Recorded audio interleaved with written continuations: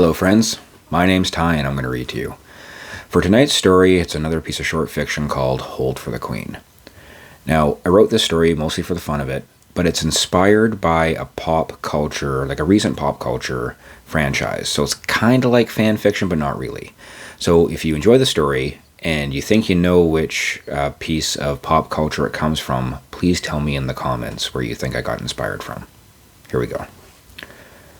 Walker Hayes stood up and pressed a hand to the small of his back, producing a satisfying pop. His other hand held a short footman's spade, and he chopped it downward into the stony ground. He scrabbled out of the ditch he'd been digging in, and onto the cobbled roadway that led up to the wide bridge. Up and down the riverbank, for 200 paces in either direction, he could see his countrymen tossing the last dregs of rocky soil and hammering in the last of the stakes. Their defenses were good, considering they'd only begun construction at dawn. They would hold, he hoped, long enough for the Queen to arrive. "Drink, Walker?" He turned and then craned his neck to look up at Jack, who held a water keg that Walker would have struggled to carry, in the crook of one massive arm, and casually held out a dented tin cup. The man was bare-chested in the mid-autumn sun, his scar-puckered skin and shorn head slick with a sheen of sweat from the day's work. Walker took the cup gratefully and drained it in half a dozen gulps. "How long do you think?" Jack asked, as he stared down the road. His eyes squinted against the glare of the sun. Walker followed the big man's gaze, down the length of the valley, and above the distant tree line, to a shadow rising above the crags of the mountains. A casual glance might have dismissed it as a thunderhead, but Walker knew it for what it was. Smoke. The smoke of burning homes. He dipped the tin cup in the water keg again and drained it once more, then dropped it into Jack's waiting hand. "I don't know," he said, his voice a gravelly whisper. He rubbed at the scar above his throat apple and grunted. "Tonight, I think. Before the sun rises again." It was not much time to prepare, and even less for help to arrive. "Whenever they arrive, we have to hold for the Queen." The war had been raging for months. The enemy, what the civilized land called Korgans, with their fire gods and screaming masses, had come from the blighted lands in the east. Always they had come, with their jagged weapons and their desire to burn, but only in raiding parties like sneak thieves. Never had they gathered in force, the symbols of many tribes painted on their crude shields. The Queen had met them as they came, bringing all her power to bear and holding them at the eastern border, turning back wave after wave. They had thought the nation secure, with the frozen mountain ranges to the north and the sea to the south. That thought had proved to be an illusion when the hawk had arrived the day before, bearing a note in the Queen's own hand. "The enemy has crossed the northern plains. Hold the west. I am coming." It was a thing they had never expected, that the Korgans from their hot, dry lands would cross the frozen wastes on the northern side of the mountains. But cross the waste they did, and now they boiled through the western passes, burning as they went. Walker eyed the dark mass on the horizon and spit. He was a veteran of the border wars, had manned outposts in the blighted lands, and been decorated for valor by the Queen's mother during her rule. That was why he had been given command of the Western Keep. But he had never thought to repel an invading army with a garrison of 300 men. Most of them, green as spring sap. But hold they must, and Walker had chosen their ground for their stand carefully. The valley narrowed and the river churned out of the mountains. The bridge, solid and well-maintained to keep trade moving from the west, was the only way across. They would funnel the enemy into the mouth of the bridge, where their numbers meant nothing, and cut them down. He turned when he heard a quick step clacking across the bridge. Ron, the commander of the garrison's archers, nodded to Walker as he plucked the tin cup from Jack's hand and dipped it into the water keg. The man was of a height with Walker, but as narrow and long as his bow, and the tendons on the back of his hand, holding the cup, stood out like the strings on a lute. "You ready?" Walker asked in his grating voice. Ron nodded once, his chin dipping towards his chest. "We are. We've 2 fallback points," he turned and pointed. "One at the tree line and another 100 paces in, where the road begins to climb from the valley." Jack grunted. "Shouldn't have bothered with the second one. If we have to fall back a second time, there won't be enough of us left to hold the line." "Aye," Ron agreed. "But the gods love a man who prepares. Whatever you do, If we have to retreat, stick to the road. They nodded as Ron drained the cup and passed it back to Jack. A sudden gust of wind kicked up, blowing bits of sand off the mounds banking the trenches. The wind smelled of smoke, and Walker thought he could hear the faint sounds of distant drums, the ululating wail of many voices raised in a war cry. Perhaps it was only fancy, or perhaps it meant the enemy was closer than he thought. Either way, their time was short. He tried to clear his throat of that burr that would never heal, and spit onto the bridge deck. "Tell the men to eat and arm themselves." He eyed the tree line, and this time he was sure he could see a column of smoke. That seemed to be moving, coming out of the mountain pass into the valley. "There is bloody work to be done." They saw the torches through the trees at sunset. Only sporadic flashes at first, and then an orange glow that made the forest look like a sickly, slitted eye. Walker tightened the straps in his shield, then touched the hilt of the sword at his hip and the haft of the warhammer sticking over his shoulder. He had checked them a score of times as the sun descended and the shadows grew long, but could not deny himself one more touch. Beside him, Jack did the same. He looked around them. He positioned 3 ranks of pikemen, their 10-foot-long weapons ported and sitting on their shoulders, 2 paces back from the mouth of the bridge. Behind them, Walker and Jack made up the center of the 4th line, 10 men wide, all with shields and short swords. Behind them were 16 more lines of men, ready to move forward. There were archers spread across the riverbank behind them, and 50 men standing in reserve, ready to mop up any of the enemy who managed to cross the fast-moving river. Walker was nodding to himself, thinking they were as ready as they could be, when he saw the first of the torches pass from the cover of the trees and into the open meadow. As he saw them, the enemy saw the Queen's troops and let out a savage howl, thousands of voices lifting in a screeching cry. On his right, a barrel-chested lad of no more than 18 summers let out a mewling sound escape his lips. Walker butted his shoulder into the youth's. "Courage," he said in his papery whisper. "Are you going to let creatures who make their weapons from stones and cat guts scare you?" The youth shook his head. "Good. Tighten your shield straps and make ready to get bloody." He repeated the words to himself, in the space of his mind, and tried to convince himself to believe them. As one, the enemy threw their brands on the ground and surged towards the river. Walker had paced the distance and knew it was 500 strides from the tree line to the trenches. "Pikes," Walker said. "Pikes!" Jack shouted in his thundering voice, letting the word dry out like a choral note.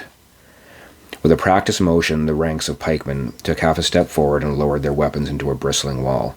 The men in front held their weapons leveled to the ground, while the next rank held slightly over their comrades' shoulders.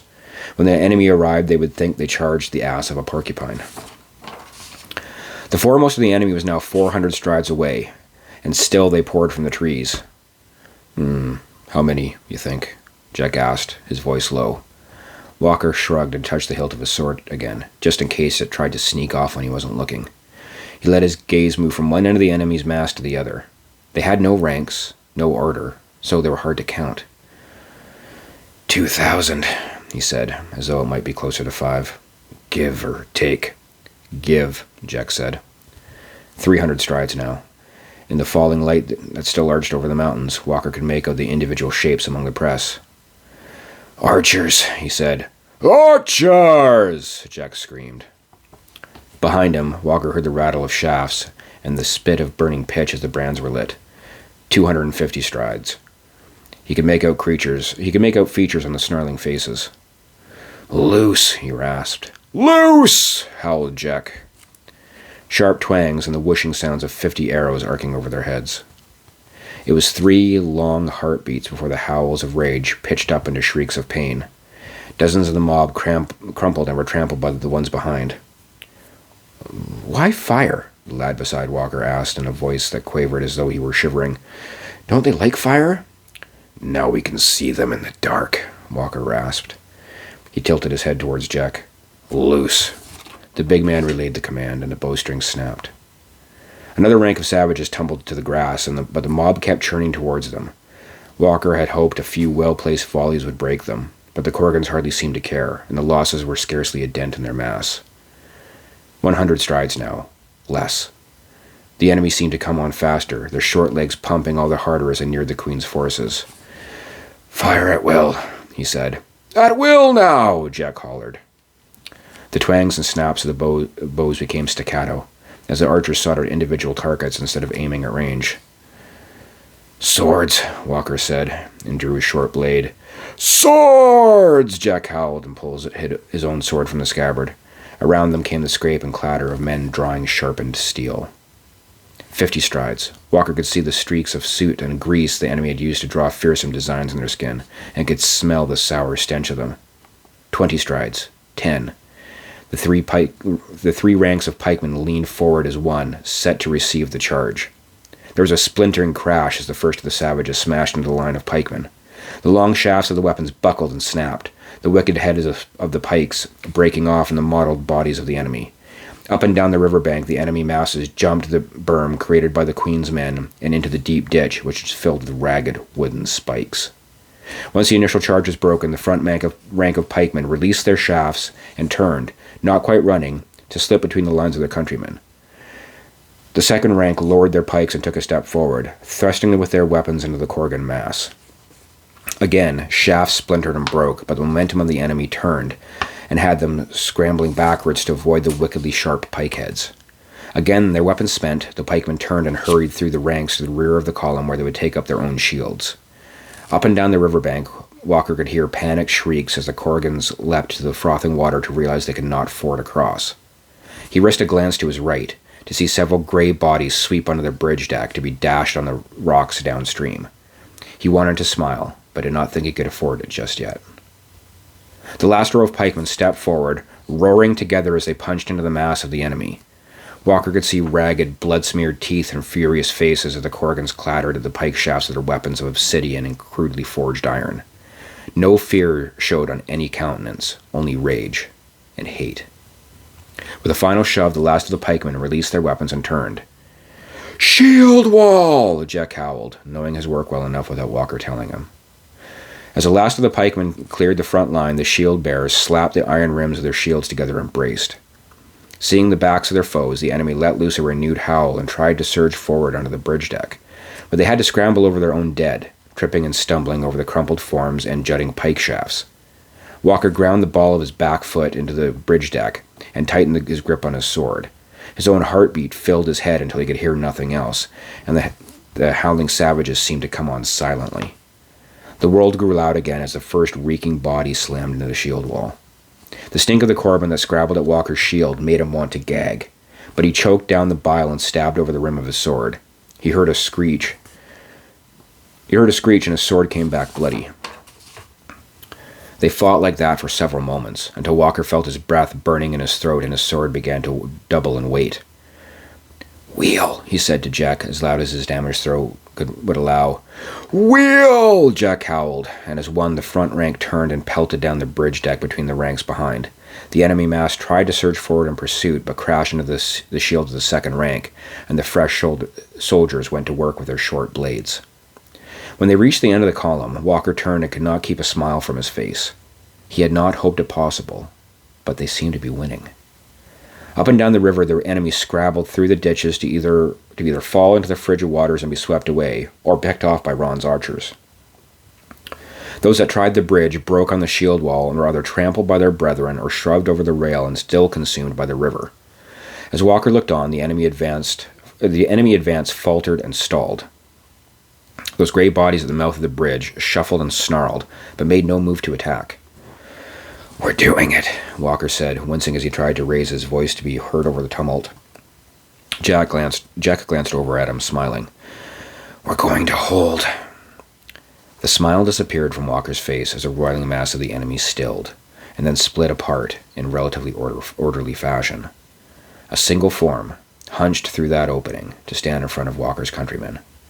The figure looked the same as any Korgan, only it was stooped, perhaps with age, perhaps with something else, and wore a long cloak all sewn through with sticks and bones. The figure leaned heavily on a staff, the top affixed with a shining black stone the size of a man's clenched fist, but carried no other weapon. The figure planted the staff in front of it, and within a handful of heartbeats, the air around it began to shimmer. Walker jerked backwards as he felt a wave of heat push against his face, and sudden sweat pricked out on his forehead.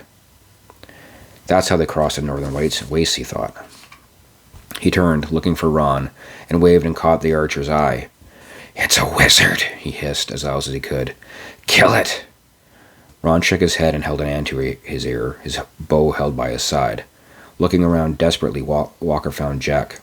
Walker slammed his sword into the scabbard and grabbed the neck hole of the big man's armor to yank him down to press lips to a scarred ear. "It's a wizard," Walker croaked. "We have to kill it." Jack stood upright, pointed at the figure at the mouth of the bridge, and howled, "Kill it!" A dozen bowstrings thwapped, almost as one, and as many arrows streaked the short distance to their target. Not one found their mark. Each burst to ash with a small puff of flame, while they were still a stride away from the hunched figure. A sudden howling clamor burst from the Korgan mass, and Walker saw the wood planks on the bridge begin to char beneath the hunched wizard's feet. Walker turned to Jack. "Tell everyone to fall back." He felt as though his throat were being torn apart, but the giant didn't hear him. Walker reached up to grab him again, but there was a sharp sound, like a thunderclap, and a humming whoosh, and Walker felt a giant hot fist smash him into the earth. He sucked in a breath that was painfully hot, and coughed out dust and ash. He pushed himself onto one elbow and looked at the mouth of the bridge. The first 3 lines of his men were simply gone, with nothing to indicate they'd ever been there. The next 3 were afire, their clothing and hair burning. Those that were able to cast themselves off the rail of the bridge and into the water of the river. Those that weren't burning lay in the ashy remains of their comrades, their armor smoking and blood dripping from their noses and ears.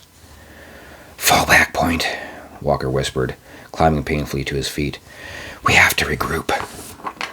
He looked for Jack and saw the big man was already up.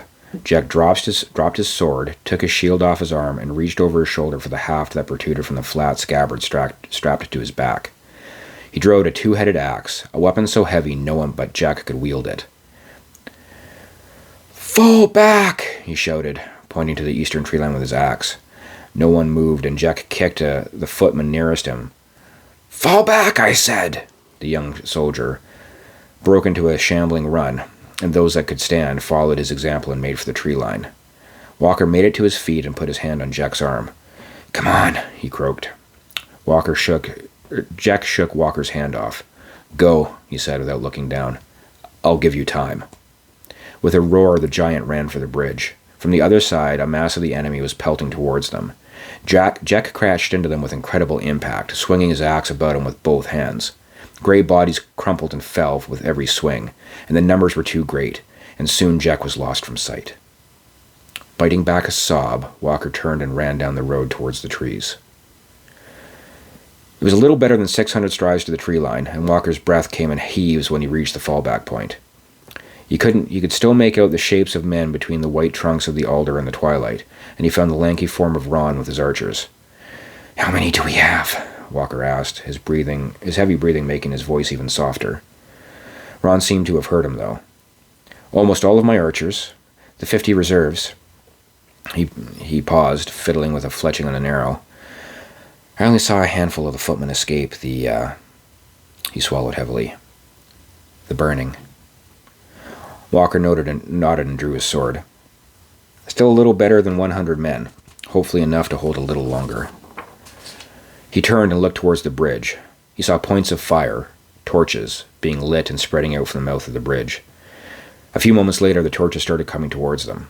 Walker stepped in the middle of the narrow road, and the reserve footmen, slowly, reluctantly, began forming ranks around and behind him.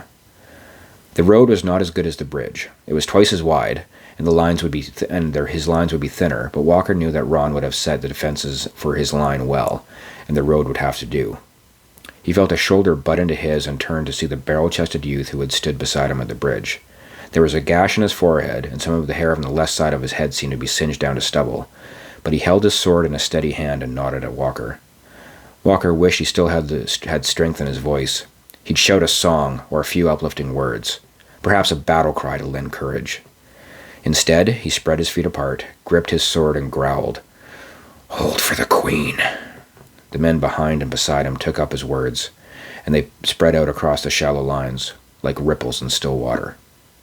It would have to be enough. The ragged lines of the enemy approached fast, and the soldiers on either side of Walker locked their shields without being told. Ron stood with his archers, one hand raised and barely visible in the last of the fading light as night moved over them. The torches of the enemy made them visible and an easy shot, but Ron gave no command to loose, and Walker probably couldn't, step over him. The enemy let out a cry as they got close, anticipating blood, but their cries of rage turned to surprise as the foremost of them fell from sight. Along the tree line, spaced sporadically and radiating out from the road, were carefully concealed pits. The coverings, made of sailcloth, branches, and debris, were almost invisible in the dark, and they swallowed the enemy in their dozens. Walker tried not to notice that no matter how many fell, the numbers of the enemy never seemed to thin. While the enemy was savage, they were not without some craft, and they quickly realized the only safe path was a road. Their mass turned into a single column on the packed earth of the trade road, and they surged toward the shield wall. All around him, Walker heard the twang of bowstrings, and the charging savages pitched forward on their faces. They did not slow, however, and Walker gritted his teeth and ground his back foot into the dirt. The first of the enemy slammed into the front rank of footmen, with an impact that nearly jarred the teeth from Walker's head. He would have fallen had the man behind him not held him up. His breath coming in gasps, Walker jabbed over his shield with his sword, biting into flesh. The line held up against the initial assault, but Walker felt himself tiring quickly, and soon the center of the line would begin to sag. "Wheel!" Walker tried to shout, but could barely hear himself above the clash of weapons and screams of the dying. The barrel-chested youth heard him, though, and screeched out the command in a voice that cracked. As one, the front line turned and staggered through the ranks of their countrymen. This time, when relieved, Walker did not smile. In the greasy pools of light cast by the enemy's torches, Walker could see they'd skirted the pits and had closed with the lines of archers. Everywhere bows had been discarded in favor of short swords, and the enemy was swarming over them. Ahead of him, the front rank buckled and then crumbled, and the enemy began to charge through. "Fall back," Walker croaked, and the frustration of his weak voice made him want to scream, but he couldn't do that either. A savage swung at him with a studded club. Walker ducked the swing and opened his attacker's belly with his sword and shoved the creature away. The line across the road completely dissolved, and Walker waved his bloody sword and pointed up the road, hoping that some of his countrymen would see him and turn to shamble towards the final fallback line. 100 strides from the tree line, the road began climbing into the mountains through a steep-sided opening in the rock. Ron had chosen this site well, and it made palisades out of green timber lashed together with stout rope to make the way even more narrow. The opening was small enough for 3 men to hold, shoulder to shoulder, which Walker found fortunate because it was a bare handful of his countrymen that ran up the road behind him. They were bloody and torn, but each still held a weapon, and they stopped at the palisade, rather than run on into the woods. Walker nodded at each man in turn and was gladdened to see the barrel-chested lad had made it. He put a hand on his throat and rubbed a moment. "Last stand," he said, and moved to the opening of the palisade. "Last stand," the other men said, intoning it like a prayer, and moved to stand to either side of him. A moment later, Walker saw the orange glow of torches coming up the road, but slowly this time. The mob of Korgans came into view, pressed together in the road and walking slowly, with the hunched figure in the lead. In the flickering orange light, Walker saw the figure was not hunched in age, but wore some kind of mantle across its shoulders. The creature was smooth-skinned, its hairless body glistening in the torchlight, and it had the bones of small animals driven through its ears and nose. And it shrugged off its cloak to reveal thick shoulders bunched with corded muscle. It stepped ahead of its brethren and planted its staff in the ground. It lowered its head a moment, and the black crystal at the head of the staff burst into flame. It looked up, black eyes meeting Walker's gaze, and crooked a finger for Walker to come forward. Walker hesitated. He feared a trick, but the creature was still. The massive bodies behind it did not press forward. They only shuffled and jittered in anticipation. He did not want to face this thing in single combat, but if it was by his countrymen even a moment, more time for the Queen to arrive, then he could not refuse. He sheathed his sword and handed the shield to the bare-chested youth, and stepped forward into the shimmering, sickly heat pouring off the creature before him. Reaching over his shoulder, Walker pulled his hammer free. The spike off the back of the head gleamed wickedly in the light from the creature's staff, and the steel haft was cool and reassuring in his hands. He raised his hammer high, like he was about to split a log, pulled in a long breath, and blew it out hard. When he did this, he realized he could see his breath. It took several moments for his exhausted brain to realize what this meant, but when he did, he lifted his hammer in one hand, threw his head back, and laughed. Before him, the light on the staff of the creature guttered, then went out. Behind Walker, the palisade burst apart in icy shards, and the Queen charged into view.